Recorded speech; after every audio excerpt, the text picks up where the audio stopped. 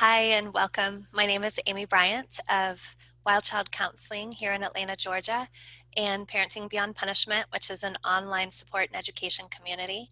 And I am here today with Lori Petro of Teach Through Love, creator of the Conscious Communication Cards. And we are going to talk um, the, about how to use conscious communication to address our children's stress. Um, and now that I think about it, we really can use conscious communication to help address our own stress too, right? Um, so welcome, Lori. Hi, Amy. I love to do these with you, I and know. I'm so excited. You're they're you're my always fun. you're my favorite weekly moment right now. I get to hang out with you, It's so nice. chat, and this is a good chat. Stress, because who's not stressed, right? Who's not stressed? Everybody. So, as I was just sharing with you, like this is my little stress reliever that I sit here at my desk with sometimes, especially when I'm talking and needing to share things. It just helps me calm and center myself. And it's like one of those, I don't even know what to call it. It's some kind of pillow that I It looks got like from a a, travel pillow. I got it, I think from my chiropractor actually. It's like it's like foamy. I can't remember, but Mhm. it's very soothing. I'm kind of laughing because I have my Mad Matter here, and we really did not even plan this, but here we are with our coping With skills. our stress tools. So everybody needs something. We do. Whatever, and some of us like to squeeze, some of Hmm. us like to bounce it out, some of us like Hmm. to listen to things that are soothing. I Hmm. know my sister when she was little used to have to sleep with, well, it was a humidifier, but it was basically white noise, right? So Right, it wasn't, we didn't right. have like the white noise machines or the easy, access to the recordings back then. But my mom had a humidifier that she would use when she was sick, and then it just Mhm. became, or a fan. So she needed Mhm. something that It's would a soothe that Yeah. stress It's that would come it's up. amazing how sound machines can soothe our bodies and help us sleep better, and Yeah, it's pretty amazing. Yeah. all that stuff. Yeah. And so when our kids are behaving in ways that are stressful for us, Yes. It or happens. triggering our own reactivity, even if they're just calmly sitting there refusing, they Right. could be triggering us into a state of stress, Mhm. which then leads us down that low road of punishing or forcing or controlling. So I think managing, it's not even just helping our kids through their stress, but making sure that before we approach a situation that we can be in a place of non-stress, Right. of having regulated that, even if we have to walk away first and do some mindful practice to get us back to that place of calm. Yes. Yeah. So, do we want to talk about a few cards, Let's or do talk we about a want few to? I cards. saw somebody had a question. Can I open the chat and just see Did what it they? Yeah. was? They said, "Hi, my child just turned Oh, 6 years old last month." oh, hello, Wonderful. Elizabeth. Just Happy sharing. birthday. If you have a question, please click on the Q&A. Maybe share a time that feels stressful to you or to your child. Tell us what that looks like and how old they are, and And we can that might support even help us pick a card. So, if you have a situation you. that pops up, type that in, Mhm. and then we can maybe find, because we have some cards that we picked out. We do. Um, but I guess just when we're looking at stress, so we've talked about the last couple of times, we talked about helping our kids by being a supportive connection. Mhm. When we know that we have to focus on rebuilding or restoring something that broke down in our relationship, and then also there's a time when we're building skills. So Mhm. it's about really recognizing that there's something that they're working on, that it's difficult because it's hard to learn and to grow sometimes, but it's something that we don't want to just that we want to be supportive as they kind of struggle through it.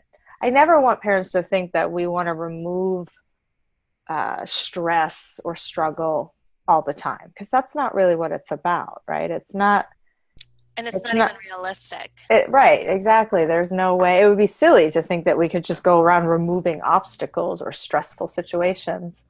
but it's how do we work through those stressful situations. So there's a time when we're building skills, but then there's always, I think, before we ever get to build skills, is that time when we have to figure out, is the child regulated right now? Just regulated? Are they open? Are they receptive? Are they able to learn and to connect because they're feeling calm in their bodies?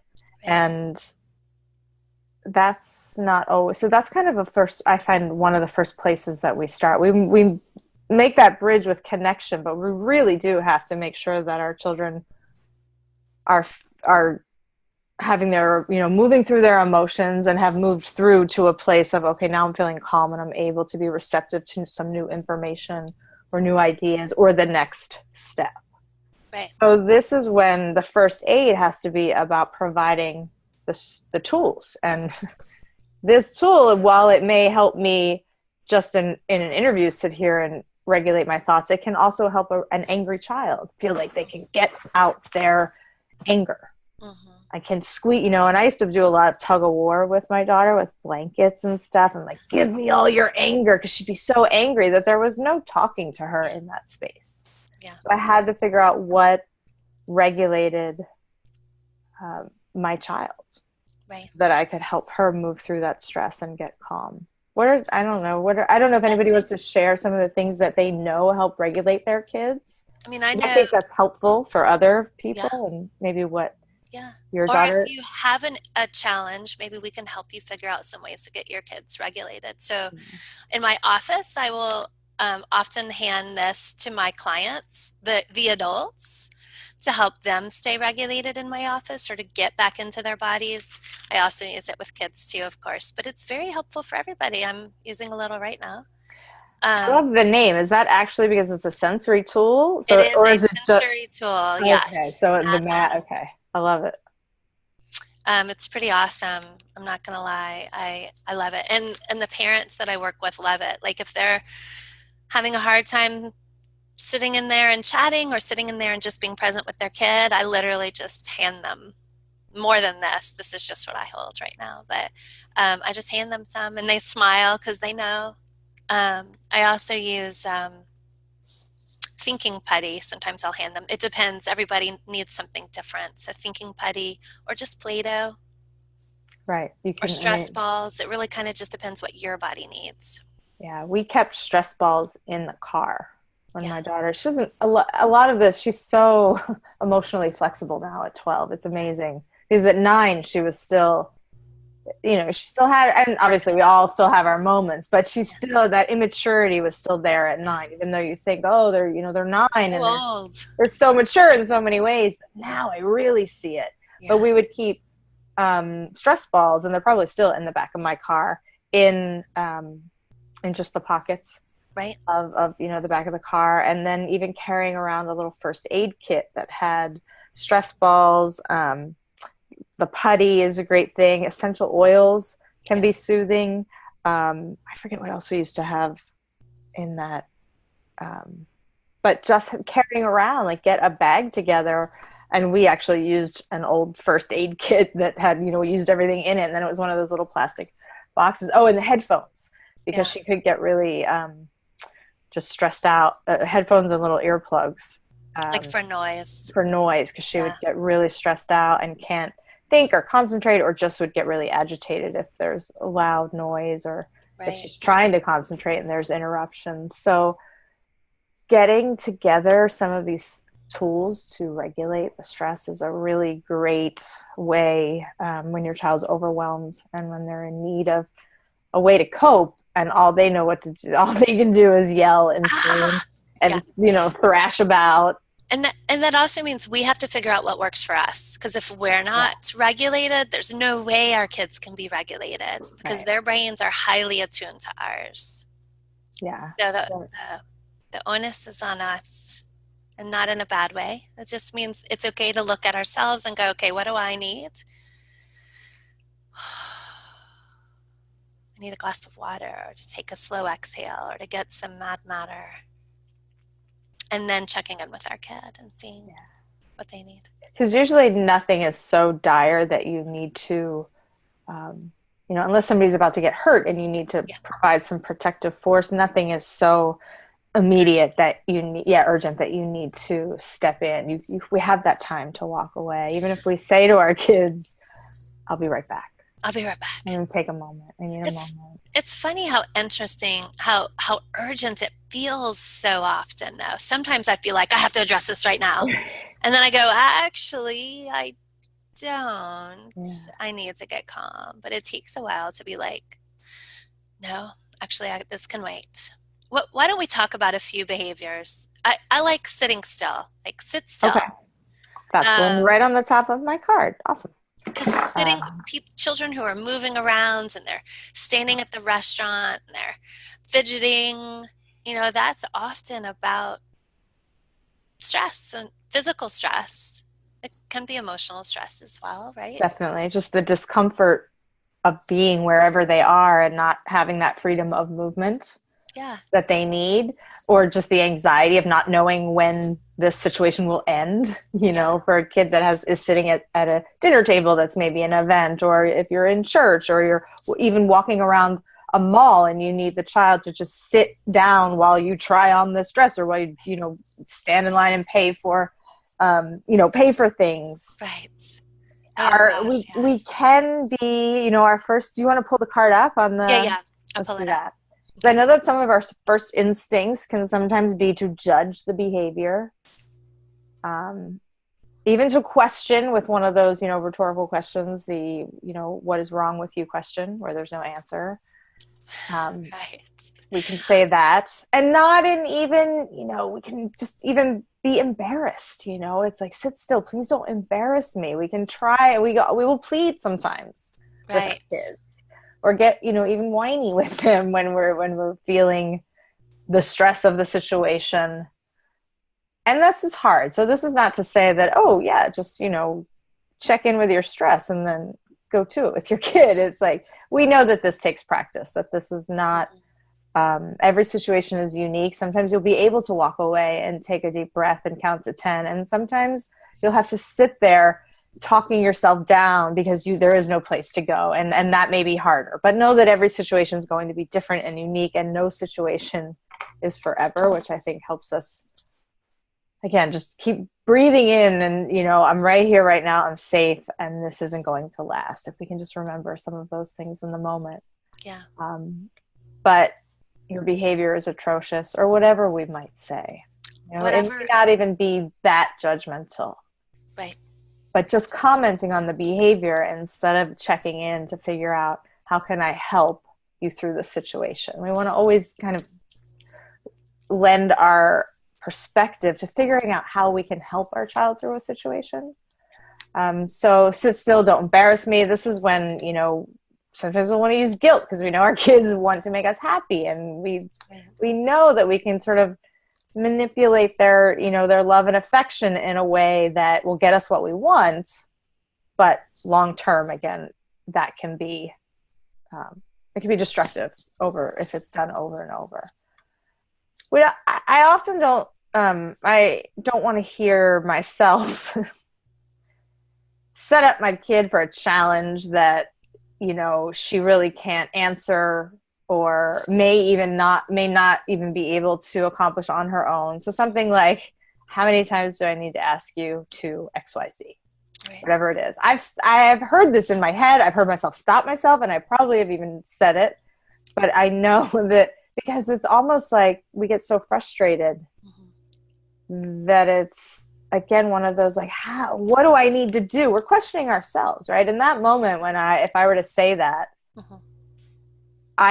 I'm questioning my own ability to set a limit, to control a situation, to feel in control. If I fear that, I might sort of put it on my child. I might avoid that responsibility and try to make them answer for it. Right. So is this right or wrong? I don't like to even judge whether it's right or wrong. It's something that I think happens, but it doesn't get us to that long-term goal. And this is where the mindfulness comes in, right? This is where, like, acknowledging that we're having a hard time, like, wow, I really want my kid to stop asking me, can we go? Can we go? Can we go? Are you done? Did you pay? Can we go? Let's go. I'm bored, right? That's really, it's about us first, because that's what makes us want to go, your behavior is atrocious. Sit still. You're embarrassing me. How many times do I have to tell you, right? That's our reaction. And it happens. We don't want to judge ourselves for it, but we can notice it. And then I love what you write, Lori. Like, we're going to notice our own reaction, and then we're going to notice what's going on for them. It's so Right. much empathy. It's beautiful, right? It's, yeah, it's just, if we could just shift out of that fear, Mhm. we can really see what's happening. You're feeling impatient. We've been waiting a long time. We're just acknowledging what's real for the child. Sometimes that's all it even takes. Just someone saying, I see you over there Yeah, fidgeting and squirming because you're being so patient. You're trying so hard to be patient yeah, and it's hard and you can't. yeah. If we could just go in with that level of empathy, that has so much more power to shift that behavior Hmm. than sit still Yeah. or please sit still. Like even that, because we're so afraid that they're not going to sit still. They're like, please sit still. And so we It's just, almost like a prayer, right? and Please. we're just handing them a plate of fears. Like, here you go. Can you do it? Jesus. Yes. It And, is. It's our brain does literally hand them a plate of fear in that moment. yeah, Like, I can't even handle this. right. But we can, and they can.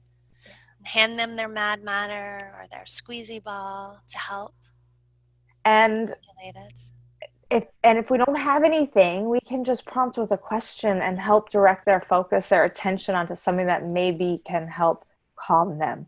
Yeah. Look around. What do you see? Oh, look, let's look outside for a moment.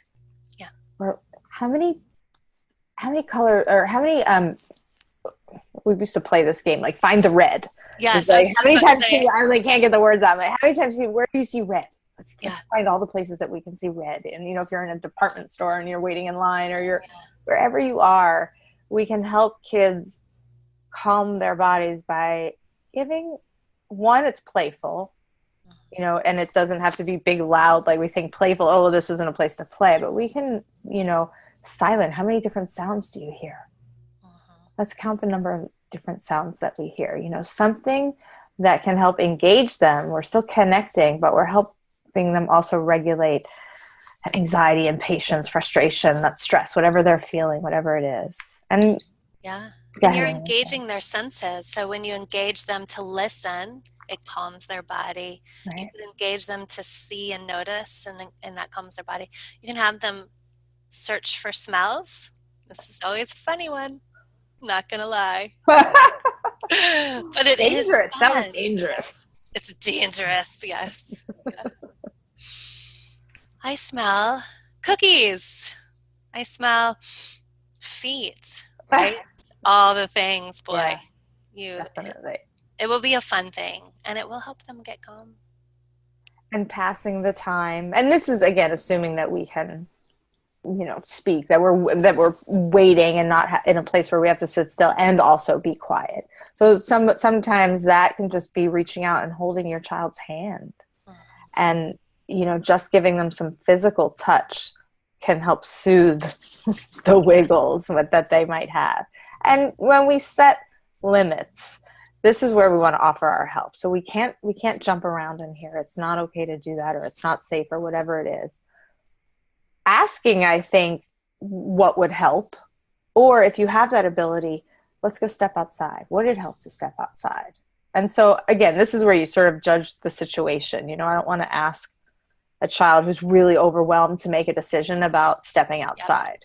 But I do want to ask a child who's calm, maybe older, but having that frustration. But I know that they want to make their choice. I know my kid, I wouldn't. I would ask her at this age, but when she was younger, I might say, "Let's go step outside. I'm going to help you." So this is also about not exact scripts, but just giving us things, new directions to look in. So how can we offer that help in the best way for our child? Right. And remember to make it non-threatening. So we're going to take this outside. Sounds vastly different than let's go see what's going on outside.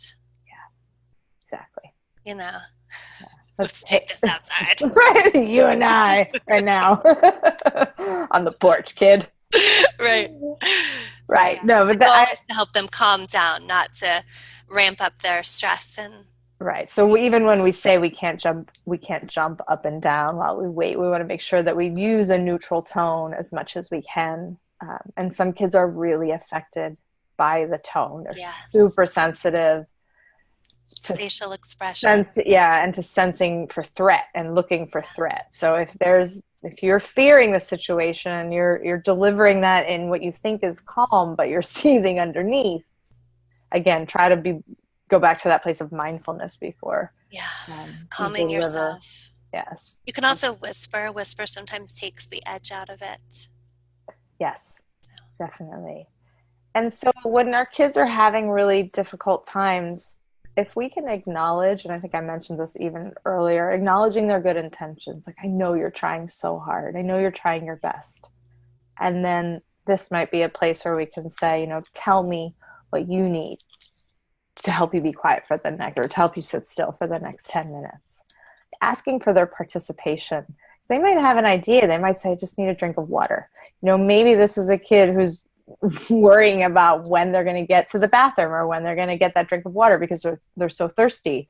So it's not that they're impatient. It's just that they can't stop this sort of, these thoughts about when is this going to happen, and I have no idea, and that's really stressful for me. Right. And they may not even know what's going on until you stop and get calm with them. And then they're like, I'm just really thirsty. Oh, right. Sometimes it's just off our radar what our body is asking from us. Yeah. So if you have a question and you're watching, we would love to respond to your question. Or a situation you've experienced that is stressful that I can't see the chat right now, Lori. Can you see it? I think so. Well, it says there's okay. Nothing in it, I think. Okay. No unanswered. Should we talk about hitting as a stress response? I think that's a fun one, and it's up on the screen.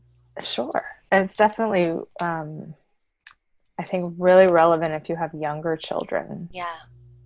Because they can be so quick to... Yes.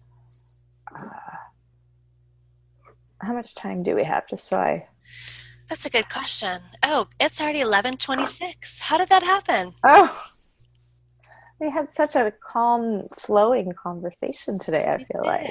But we can talk about hitting quickly. We'll talk about hitting, and then see if anyone pops any questions in the chat. Perfect. This is another one where we sometimes look for answers and there are none. Like, what did you just do? Yeah. I love that one. It's like, well, and then we're not going to get an answer, right? Even if they tell us why, we're not going to be satisfactory because there's no good reason to hit, right? Or we might demand, I said stop. Mm-hmm. It's not nice. And again, we can say these things with like a calm, rational tone, but they can still be threatening and intimidating to our kids. And it also ignores the underlying reason why they're hitting. Right, exactly. And I think hitting is one of those things that will get us to try to make the child like, how would you like it if I hit you? We want to show them like, what would this feel like to you? We feel like they need to feel that in order to understand that it's not okay. Mm-hmm. And I give kids a little more, I give them more intelligence than that. I think they know that it's like we don't hit, but it feels so bad that young children aren't thinking. Like they're not thinking, oh, I'm going to hit you because I need to prove my point. They're just lashing out. And then when we get... Right. I'm sorry. I don't know what else to do, right? Right. I have a need and I don't know how to get it met. And these are the only skills I have. Yeah. And it's really just an unskillful way to meet their own needs. Yeah. But when we see it with older children, we feel like we might say you should know better. Right.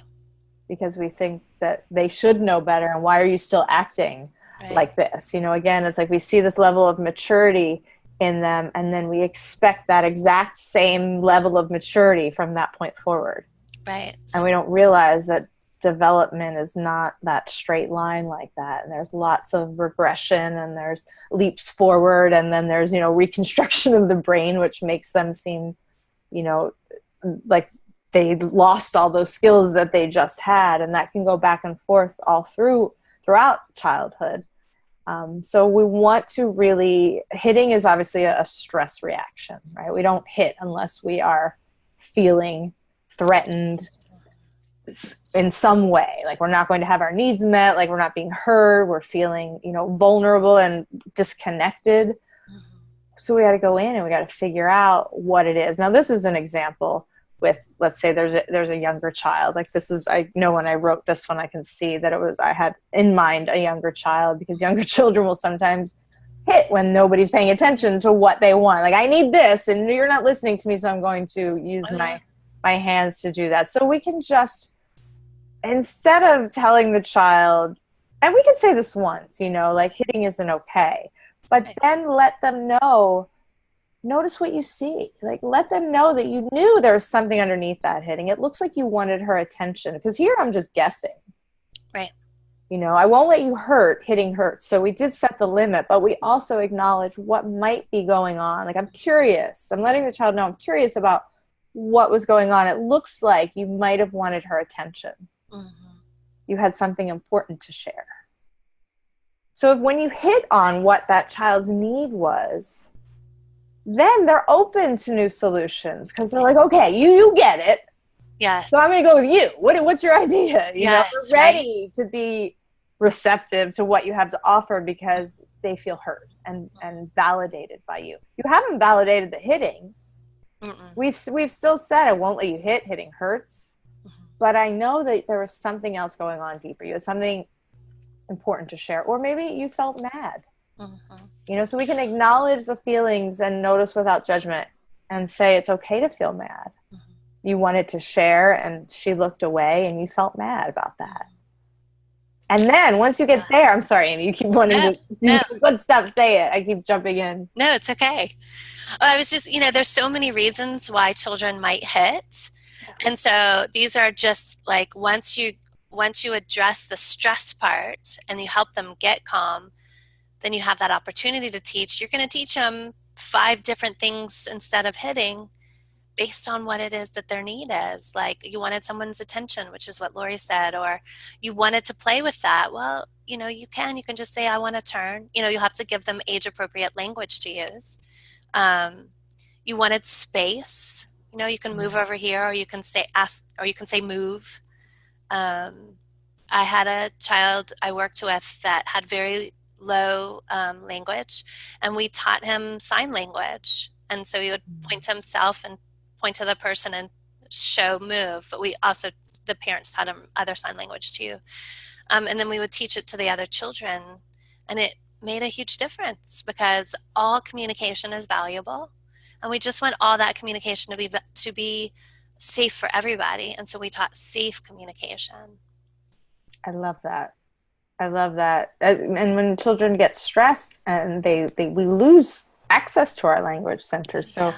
that can be incredibly frustrating for a child who already is challenged with their verbal skills, because then what do they have if they really have challenges? Like, if they can't say that, that can be. So I love the sign language idea. And this is about teaching us how to get along in the world. It's not just, we have to train our children not to hit, because that's silly, right? We're not here to train children. I feel like we try to parent everything, like every action has to be parented, and it's like, Right. no, let's just figure out what everybody was thinking about and needing and feeling in this situation, and then we can move to like the best solutions and ways that we can get there. Right. How can we increase their skills and decrease their stress, so they can be who they are in safe ways? Yeah. Awesome. Yeah. I'm going to stop sharing. So these cards, just so y'all know who are watching, these are just a PDF of Lori's cards. And it is skills and support and stress cards are how they're broken up. And they're amazing. And I know, Laura, you say all the time that they're not meant to be um, Scripts. scripts, but they're a lovely launch for scripts. And when you're at a loss, our communication skills go down too. And Yes, it's okay to definitely. pull it out and be like, "Burr, burr, burr, burr," Yeah, right? and even more important than the words on there in the blue is where we have the directions for how we can change our perspective. So Yeah. even if it's not appropriate to the situation because it doesn't match what's going on, you can see, notice what you see without judgment, prompt with a question, Hmm. set limits by offering to help. So it still gives you guidance, even if the words don't exactly match. So, but they can definitely, be helpful in retraining our brain to start using different responses. That's Right. the really great thing is even if we don't say it, just by reading it all the time, Yeah. our brain will start to make new connections to more self-regulated Right. and empathetic responses that we can use just automatically. So they really do I love it. They'll stop, provide we that. will stop feeling so stressed out by these behaviors because we'll see it in a different way. Yeah, exactly. Yeah. I love it. Awesome. Thank you, Lori. Thank y'all Thank for being here you. today. Thanks everybody. Thank you, Amy. And You're we'll welcome. be back on one more on Thursday. On Is Thursday. that, are we closing it out on